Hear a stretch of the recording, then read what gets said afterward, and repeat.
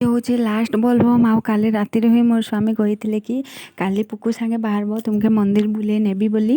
ତ ଆମେ ସକାଳୁ ଆଜି ଗାଧି ବୁଡ଼ିକିନା ପୁରା ଏଟା ଯାଉଛୁ ମନ୍ଦିରକେ। ମୋର ସ୍ୱାମୀ ତ କାଲି ରାତିରୁ ଆସିଥିଲେ ମନ୍ଦିରରୁ। ଏଟା ସକାଳୁ ଆମେ ଯାଉଛୁ ମନ୍ଦିରରେ ପହଞ୍ଚି ଗନୁ।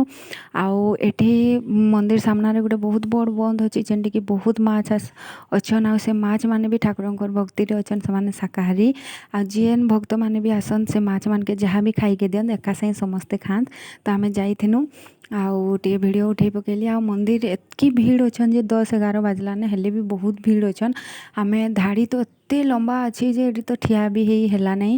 ଠିଆ ହେଇଥିଲେ ହେଇଥିତା କିନ୍ତୁ ଛୁଆ ଧରିକିନା ଏତେ ସମୟ ଠିଆ ହେଇ ହେଲାନି। ଆମେ ବାହାରୁ ଦର୍ଶନ କରିଦେଇକିନା ପଳେଇ ଆସିନୁ। ବହୁତ ଭିଡ଼ ଅଛନ୍ ଇଲା ଯାକେ।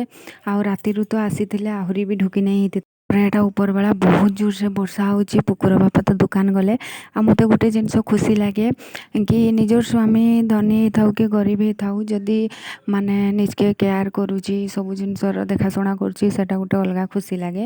ତ ମୋର ସ୍ୱାମୀ ଯେବେ ବି ଯାହା ହୁଏ ପର୍ବପର୍ବାଣି ହୁଏ ତ ଆମକେ ଆମର ମା ଝିଅକେ ନିଅନ୍ତ ବୁଲେଇକି ଆଣନ୍ତ, ସେଇଟା ଗୋଟେ ମୋତେ ଖୁସି ଲାଗେ। ଆଉ ଏଇଟା ଇନା ଆମେ ପୁକୁ ସାଙ୍ଗେ ମାମୁଁ ଘରକେ ଆଇଛୁ।